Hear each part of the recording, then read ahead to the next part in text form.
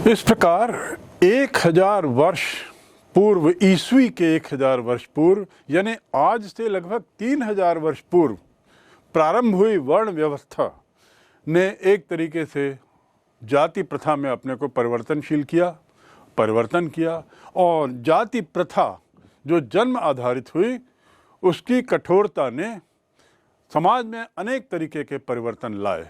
उन परिवर्तनों में से एक है बुद्ध धर्म और जैन धर्म का प्रादुर्भाव। लेकिन एक बात तय है कि वर्ण व्यवस्था जाति व्यवस्था में बदली, यानी उसमें परिवर्तनशीलता थी और ये जाति व्यवस्था भी परिवर्तनशील बनी, इसमें गति बनी रही। इसका अर्थ ये हुआ कि नई नई जातियां, प्रजातियां, उपजातियां आते गईं और सामाजिक व्यवस्था हमारी ऐसी थी, ब्राह्मणी सामाजिक व्यवस्था ऐसी थी जिसमें इन जातियों को विभिन्न तरीकों से समावेशित किया गया समाज में, और जो समावेशित नहीं हो पाए, जो इस समाज से जुड़ नहीं पाए, उन्हें कुछ और रूप में समाज में लिया गया। जातियों ने कई उपजातियों को जन्म दिया। उपजातियां जो थीं वो एक तरीके से शिल्प के आधार पे थीं, यानी जो जैसा काम कर रहा है उस कार्य को लेकर एक वो श्रेणी बन जाती थी, जिसे पूर्व में श्रेणी कहते थे। और यह श्रेणी कहलाती थी वास्तव में, यदि हम मंदसौर के उस प्रसिद्ध अभिलेख की बात करें तो उसमें रेशम बुनकरों के द्वारा बनाया गया एक उपजाति का जिक्र है, रेशम बुनकर, और ये लोग अपने को एक श्रेणी कहलाते थे। तो इस प्रकार श्रेणिक का जन्म हुआ, प्रादुर्भाव हुआ और शिल्प कार्य के आधार पर नई नई उपजातियों का जन्म हुआ। इसके साथ ही कई अन्य कारणों से भी नई नई उपजातियां आई, जैसे स्थान बदला, तो स्थान बदलने के साथ उनकी नई जाति बनी जो समाज के मुख्य धारा में न समाहित हो पाने के कारण, ब्राह्मणी व्यवस्था के कारण वह एक नई उपजाति का रूप ली।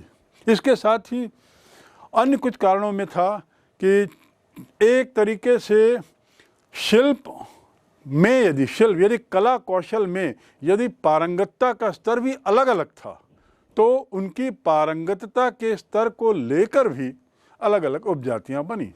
यदि बहुत अच्छे बुनकर थे तो उनकी श्रेणी बिल्कुल अलग थी, बहुत शुरुआती बुनकरों की श्रेणी अलग थी। तो कहने का तात्पर्य यह है कि जो हमारा समाज था, तत्कालीन समाज, उसमें जाति व्यवस्था में एक तरीके से गतिशीलता थी और जो ब्राह्मणी व्यवस्था में समाहित नहीं हो पाते थे उन्हें एक उपजाति का रूप दे दिया जाता था। इसके अलावा जैसा मैंने बताया कि स्थान को लेकर, शिल्प को लेकर भी उपजातियां बनती थी। ऐसी कई उपजातियां इसलिए बनी क्योंकि उनमें कुछ सामान्य कॉमन आधार था, किसी अन्य रूप में वे एक दूसरे से जुड़ी थीं। उदाहरण के लिए सूर्य मंदिर जो बुनकरों ने बनाया, जिसका जिक्र उस अभिलेख में है, सूर्य मंदिर बनाने के लिए वहाँ के रेशम के बुनकरों ने काफ़ी पैसा इकट्ठा करके, दान से इकट्ठा करके उन्होंने सूर्य मंदिर बनाया। तो वो सूर्य मंदिर बनाने वाले लोगों की एक उपजाति बन गई जो एक श्रेणी कहलाई। कुल मिलाकर निचोड़ यही कि हमारी जाति प्रथा में गतिशीलता बनी थी, भले ही वह ब्राह्मणिक व्यवस्था में नहीं आ पा रहे थे, तो उनके लिए उपजातियों का एक तरीके से प्रावधान कर दिया गया था। ये 4 वर्णी व्यवस्था विविध विविधताओं के कारण ब्राह्मणी व्यवस्था से जिसका कोई ताल्लुकात नहीं था, कोई लगाव नहीं था, वे इस दायरे से बाहर तो थी।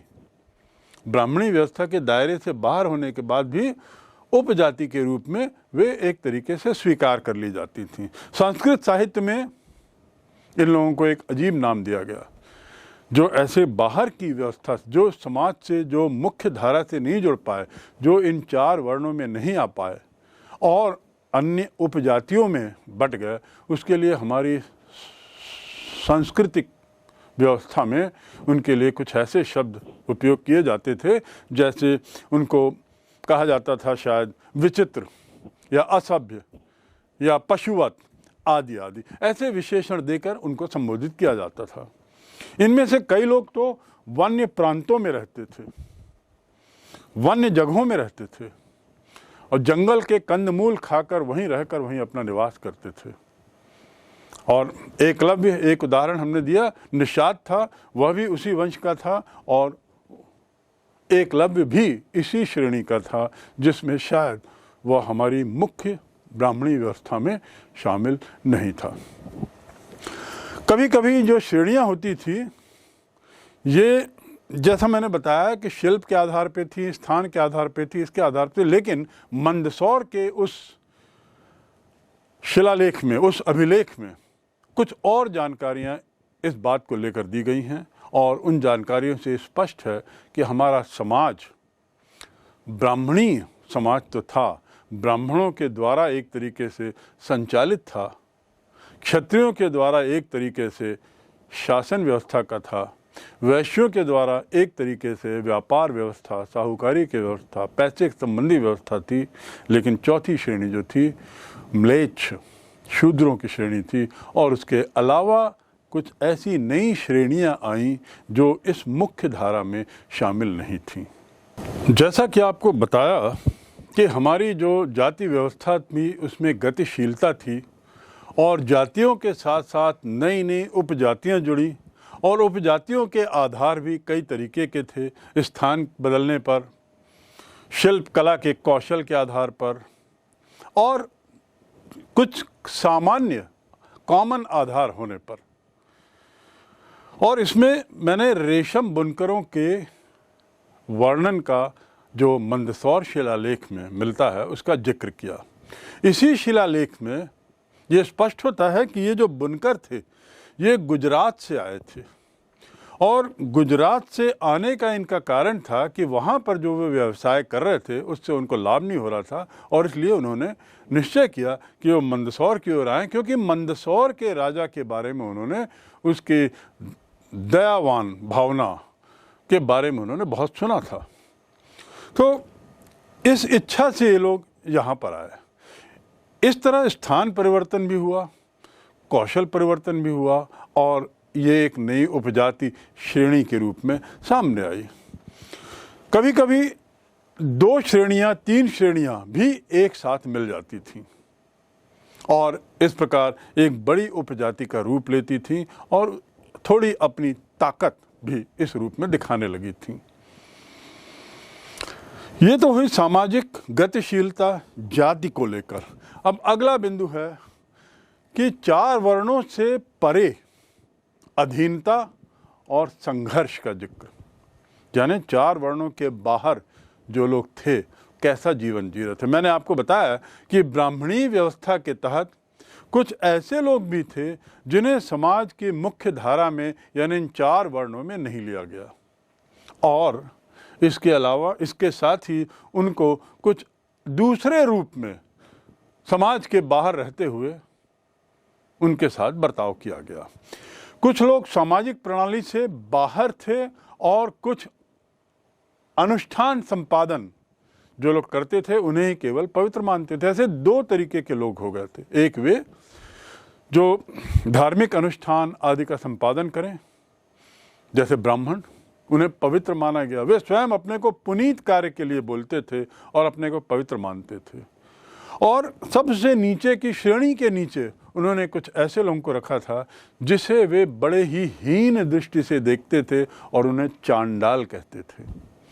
यानी धार्मिक अनुष्ठान आदि के लिए ब्राह्मण और मृत शव को उठाना का शवदाह के स्थल ले जाना, मरे हुए जानवरों को उठाना, मरे हुए जानवर की चमड़ी या खाल निकालने का कार्य और इस तरीके के जो कार्य थे उससे जुड़े हुए लोगों को उन्होंने चांडाल कहा। और एक तरीके से इन्हें अस्पृश्य माना, जिन्हें हम छू ना सकें। अस्पृश्यता की शुरुआत हमारे समाज में इस काल में देखी गई, जिसका जिक्र इन सांस्कृतिक ग्रंथों में भी मिलता है। ये चांडाल जो थे इन्हें गांव से बाहर रहना होता था और गांव से बाहर रहते हुए ये सुनिश्चित किया जाता था कि ये छुए ही नहीं, इनकी दृष्टि भी हम पर ना पड़े या हमारी नज़र उन पर ना पड़े। यानी छूना तो दूर, अस्पृष्ट तो मानते ही थे, साथ ही ये अदृश्य भी रहे। कितनी हीन भावना थी। और यह ऐसे हमारा समाज में ऐसे उदाहरण थे।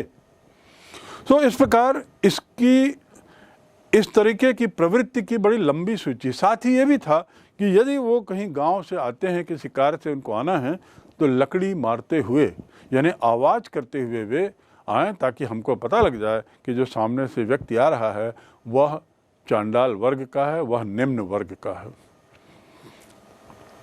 इन चांडालों के द्वारा, चांडाल वर्ग के द्वारा क्या कार्य किया जाए, क्या उनके लिए कार्य संपादित है वर्ण व्यवस्था के तहत या ब्राह्मणी व्यवस्था के तहत, इसकी बड़ी लंबी सूची मनुस्मृति में दी हुई है कि वे लोग क्या कार्य कर सकते हैं, किसके लिए, किन कार्यों के लिए वो यहाँ पर हैं।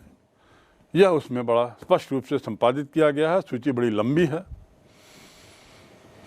ये जो चांडाल थे, गांव के बाहर तो रहना जरूरी था, नज़र से भी दूर रहना जरूरी था, साथ ही लकड़ी की आवाज़ देना जरूरी था यदि वह किसी के सामने से गुजरे। और तो और ये केवल वही आभूषण पहन सकते थे जो मरे हुए व्यक्ति के शरीर से निकाला गया हो। ये केवल वही बर्तनों का उपयोग कर सकते थे भोजन का जो मरे हुए व्यक्ति का जो बर्तन हो, जो फेंके गए हों, ऐसे बर्तनों को के उपयोग की इनको अनुमति थी। और इस प्रकार इनके साथ एक तरह का अलग ढंग का व्यवहार होता था। पूर्व में हमने 16 संस्कारों की बात की, सांस्कृतिक अनुष्ठानों की बात की, और समाज में क्या स्वीकार्य था क्या नहीं, विवाह के संबंध में, जाति के संबंध में, वर्ण के संबंध में, इसे जाना। अब थोड़ा हम चलें संपत्ति के बारे में। समाज की व्यवस्था कैसी थी उस समय के समाज में, इन सांस्कृतिक विरासत के अनुसार क्या माना जाता था, किस चीज़ का पालन किया जाता था। जहाँ तक संपत्ति का अधिकार है, यह बड़ा स्पष्ट था कि मृत्यु के बाद उस पर उसके पुत्र का अधिकार होगा, यानी पैतृक संपत्ति पुत्र को जाएगी। और जैसा बताया गया कि यह पितृसंत्रात्मक समाज था, तो इसलिए पुत्र ही उस प्रॉपर्टी का, उस संपत्ति का पूर्व उत्तराधिकारी होता था। स्त्री को केवल चल संपत्ति तक ही उसके अधिकारों को सीमित रखा गया। चल संपत्ति मतलब जिसे खरीदा बेचा जा सके, जमीन आदि नहीं। तो ऐसे छोटे मोटे धन का संचय स्त्री के लिए उसको अनुमति थी। युधिष्ठिर ने तो यहाँ तक कि जब इसकी बात होती है कि स्त्री को किस रूप में देखा जाता था, तो स्त्री को भी चल संपत्ति के ही रूप में माना जाता था। और युधिष्ठिर ने तो आप जानते हैं कि उसने कैसे वो खेल में, जैसे धूत क्रीड़ा के तरीके से चौसर खेलते हुए द्रौपदी को ही दांव पे लगा दिया और फिर उसके बाद हार गया। तो स्त्रियों की स्थिति इस मामले में पुरुषों से काफ़ी नीचे थी। वे स्वयं भी एक चल संपत्ति के रूप में मानी जाती थी। प्रारंभिक काल में स्त्रियों को कुछ अधिकार, जैसा मैंने कहा पूर्व में, चल संपत्ति पर उनको कुछ अधिकार था, पर बाद में ये अधिकार उनसे समय के साथ साथ एक तरीके से ले लिए गए और केवल उपहार ही उनके लिए आधिकारिक अर्जन का जरिया बना। चाहे वह विवाह के दौरान के उपहार हों, चाहे विवाह के पश्चात अन्य धार्मिक अनुष्ठानों में मिली गई भेंट या उपहार ही स्त्री धन के रूप में जाना जाने लगा। और ये सुनिश्चित कर दिया गया समाज के द्वारा कि स्त्री धन वही है जो उन्हें अपने काल में विभिन्न अनुष्ठानों के समय उन्हें किसी तरीके से भेंट या उपहार के रूप में मिला है। और उनका उपयोग भी केवल स्त्री ही कर सकती थी। स्त्री धन का उपयोग भी केवल स्त्री द्वारा ही किया जा सकता था। उस पे पति या पिता का कोई अधिकार नहीं होता था। पर इसमें एक बात जुड़ी हुई थी, ये भी समाज के द्वारा जोड़ी गई थी, और ये था कि यदि परिवार किसी संकट में हो तब स्त्री धन का उपयोग परिवार द्वारा किया जा सकता है। मनुस्मृति में बड़ा स्पष्ट इस बात को लिखा गया है कि पारिवारिक संकट के समय स्त्री धन का उपयोग परिवार द्वारा किया जा सकता है। लेकिन साथ ही कात्यायन ने तो आगे उसमें लिखा है कि ऐसा करने पर, स्त्री धन का उपयोग करने पर, पारिवारिक आपदा के समय यदि इसका उपयोग किया गया हो, एक तो पहली बात, स्त्री धन को केवल पारिवारिक आपदा के समय ही उपयोग कर सकते हैं, और यदि किया गया है तो यह पुरुष का, परिवार के उन मेल सदस्यों का, पुरुष सदस्यों का ये कर्तव्य है कि वह उपयोग किए गए स्त्री धन को वापस करें। तो इसमें भी एक सीमा रेखा खींची गई थी कि स्त्री धन का जो धन है वह केवल स्त्री के लिए है। स्त्री धन का उत्तराधिकारी भी स्त्री ही होगी, यानी बेटी ही होगी, ये भी तय था। ये भी समाज में एक तरीके का मापदंड था। उस पर पुरुष का किसी तरह का अधिकार नहीं होगा, और यदि बेटी नहीं है या महिला निसंतान है तभी वह स्त्री धन या तो अपने भाई को या अपने पिता को दे सकती थी। ये हुआ एक जिक्र किस तरीके से संपत्ति का बंटवारा होता था, किस तरह से स्त्री का स्थान संपत्ति के मामले में था। पर यह तय है कि पुरुषों का अधिकतम अधिकार इस संपत्ति पर था। पशु, भूमि और उसके अलावा धन, ये तीनों पर पुरुष का अधिकार होता था। धर्मसूत्र और धर्मशास्त्र में इस संबंध में जो कई बातें लिखी गई हैं, जो इन पुस्तकों में जो कई बातें लिखी गई हैं, उसमें तो मनु स्मृति में तो मनु ने यहाँ तक कहा है कि संपत्ति पर सबका समान अधिकार है, सब पुरुषों का, लेकिन ज्येष्ठ को कुछ विशेष मिलना चाहिए। जो सबसे बड़ा हो, परिवार में सबसे बड़ा लड़का हो, उसे कुछ ज़्यादा संपत्ति बंटवारे के समय उसे मिलनी चाहिए। साथ ही स्त्री को नहीं मिलना चाहिए, यह भी मनुस्मृति में स्पष्ट है। उसके अलावा वह केवल उपहार ही ले सकती है और पति की अनुमति के बिना और किसी तरह का अर्थ संचय, धन संचय नहीं कर सकती, किसी तरह का गुप्त धन अर्जित नहीं कर सकती। समाज में इस तरह बड़ा स्पष्ट करने की कोशिश की गई उस समय के सामाजिक रचयिताओं द्वारा, जिसमें उन्होंने परिभाषित किया। अर्जन यानी कमाने के, लेने के उपाय भी बताए, और महिलाओं के लिए 6 तरीके के उपाय थे। पर जैसा मैंने कहा, ये 6 तरीके के उपाय में एक सामान्य, एक कॉमन चीज़ थी, और वह थी कि ये सब उपहार या भेंट होनी चाहिए। पुरुषों के लिए 7 तरीके बताए गए हैं कि किस तरीके से संपत्ति अर्जन पुरुष कर सकते हैं। इन 7 तरीकों से, उन 7 तरीकों में व्यवसाय भी है, उन 7 तरीकों में युद्ध, लड़ाई आदि भी है, उन 7 तरीकों में ये सभी बाकी अन्य तरीके जो आज भी ईजाद हैं, आज भी हैं, वे पुरुषों के द्वारा ही अपनाए जा सकते थे धन अर्जित करने के, संपत्ति अर्जित करने के तरीकों में।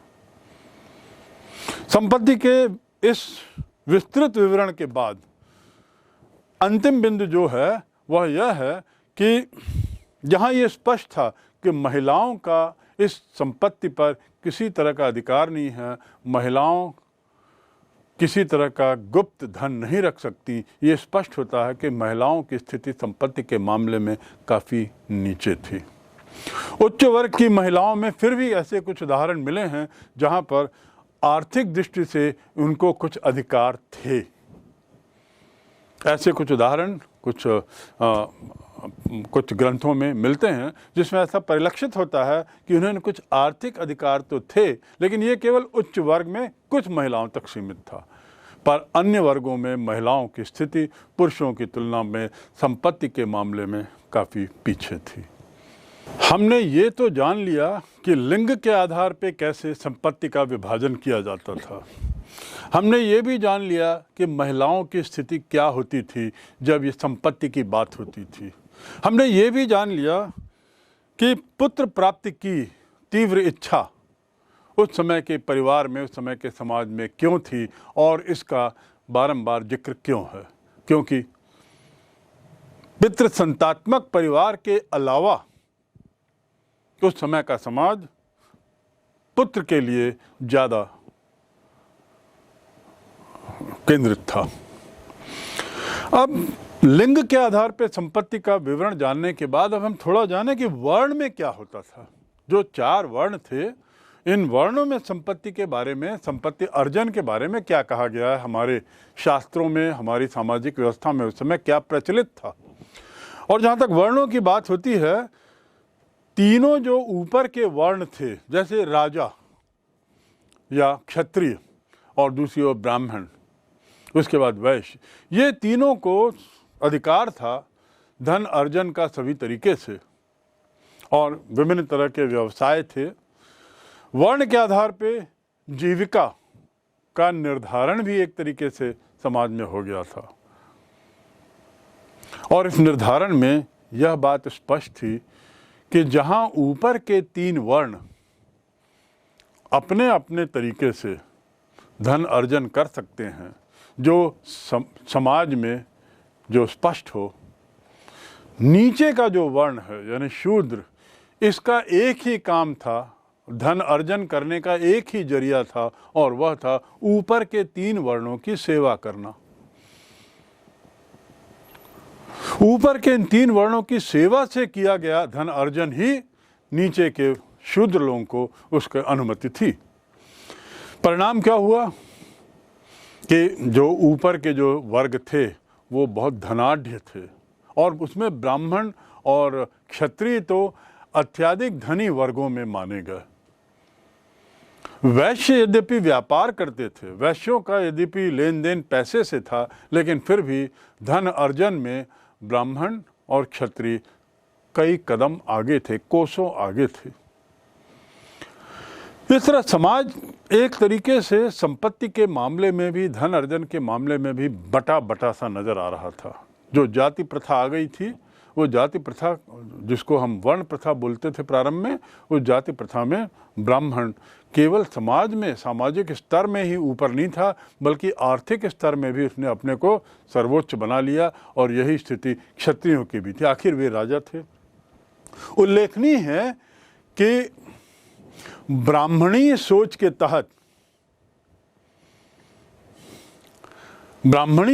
तहत बहुत सारे परिवर्तन हो रहे थे, और समाज इनको स्वीकार भी कर रहा था। धर्मशास्त्रों में जिनका उल्लेख था, अनुष्ठानों में जिसका पालन किया जा रहा था, तो एक ओर जहां इस ब्राह्मणी सोच को लिया जा रहा था, दूसरी ओर इसकी आलोचना भी बढ़ती जा रही थी। और यही वह काल है जो जिस समय इन आलोचनाओं का प्रादुर्भाव होना शुरू हुआ, यानी 500 ईस्वी पूर्व के आसपास इन आलोचनाओं का दौर, थोड़ा दायरा बढ़ता गया। और आलोचनाओं के कारण थे यह ब्राह्मणी सोच जिसमें ये सब विषमताएं देखी जा रही थीं, जिसका जिक्र हमने अभी किया है। ब्राह्मणी सोच, अभी आलोचनाओं का आधार क्या था और कौन थे जो आलोचना कर रहे थे। समय के साथ साथ कई 100 वर्षों में जो निम्न वर्ग के लोग थे, इनकी आवाज़ बुलंद होने लगी। और जैसा मैंने बताया, निम्न वर्गों में भी कुछ वर्ग ऐसे निकले, कुछ उपजातियां ऐसी हुई जिन्होंने धन अर्जन अच्छा किया। कुछ लोग तो उसमें से राजा भी बने, राज्य भी संभाला, और समाज की इन विषमताओं की परवाह न करते हुए अपना स्थान अच्छा बनाए रखने की कोशिश की। इसी का परिणाम ये था कि आलोचनाएं बढ़ती गईं, लोगों के अंदर अंदर एक तरह की घुटन भी आने लगी, एक तरह की विद्रोही प्रवृत्ति भी आने लगी, और लोग इसके निकलने के उपाय भी सोचने लगे और इसमें सबसे आगे थे वे लोग जो बाद में बुद्ध धर्म के अनुयायी बने। बुद्ध धर्म ने माना कि विषमताएं तो हैं, उसने स्वीकार किया, उनके ग्रंथों में स्पष्ट है कि विषमताएं समाज में हैं। पहली बात तो ये थी यह स्वीकार करना कि ये विषमताएं हैं। ब्राह्मणी दबाव में, क्षत्रियों के दबाव में ऐसा स्वीकार करना और इसे कहना स्वयं में एक बहुत बड़ी बात थी। ऐसी स्थिति में बुद्ध के अनुयायियों ने, बुद्ध धर्म के फॉलोअर्स ने, उन्होंने इसको अपने ग्रंथों में स्पष्ट किया कि विषमताएं हैं, लेकिन साथ ही ये भी जोड़ा ये विषमताएं स्थायी नहीं हैं, अस्थायी हैं। यानी ये कोई दैवीय नहीं है, ये कोई ऐसी नहीं है जिसे परिवर्तन नहीं किया जा सकता।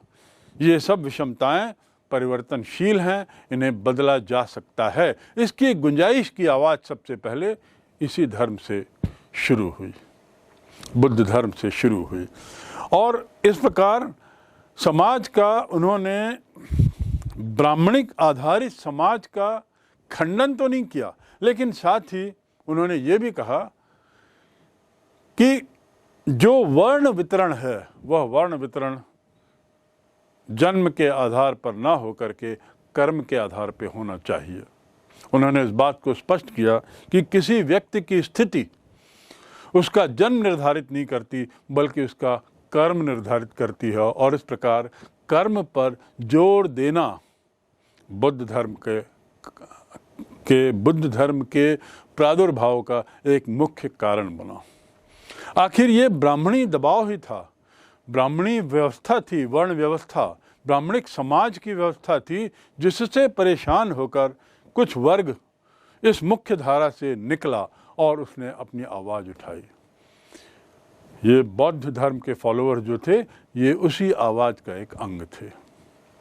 तो इस प्रकार हम देखते हैं कि 600 ईस्वी पूर्व से 600 ईस्वी तक के जो काल हैं, उसमें हमने कई परिवर्तन देखे, कई सामाजिक व्यवस्थाएं देखी और जाना कि किस तरह का मापदंड सामाजिक व्यवस्था में बनाया गया था। साथ ही हमने ये भी जाना कि इसकी किस तरीके से अवहेलना की जा रही थी, किन किन के द्वारा की जा रही थी और क्यों की जा रही थी। ये भी जाना हमने कि किस प्रकार बुद्ध धर्म ने स्पष्ट किया कि जो भी हम यहाँ हैं वह दैवीय न मानते हुए उसे कर्म आधारित माना जाए।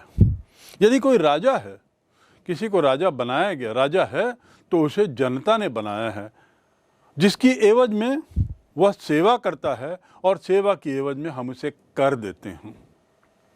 उसी प्रकार सामाजिक व्यवस्था में जो भी नियम कानून बने हैं, वे नियम कानून भी हमने अपने लिए बनाए हैं और उचित ना होने पर समय के साथ हम स्वयं उसे बदल सकते हैं।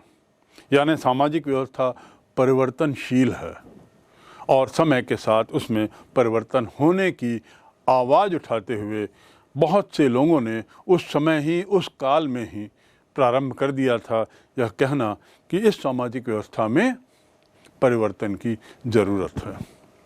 इस प्रकार 600 ईस्वी पूर्व से 600 ईस्वी तक, यानी बिंबिसार, हर्यक डायनेस्टी, हर्यक वंश से गुप्त वंश की समाप्ति तक और उसके बाद के कुछ काल का हमने जो विस्तार पूर्वक समझा है, उसमें हमने उस काल के सामाजिक परिप्रेक्ष्य को समझने की कोशिश की, सामाजिक परिवर्तनों को समझा, इन सब का विवरण जिन ग्रंथों में पाया जाता है और महाभारत इसे किस ढंग से विवेचित करता है, इसको समझा और अंततः यह भी जाना कि उस काल के कुछ परिवर्तनों को लेकर समालोचना और फिर आलोचना और फिर एक तरीके से उसके प्रति खिन्नता और विद्रोह प्रारंभ हो गया था, जो बुद्ध धर्म के रूप में सामने आया।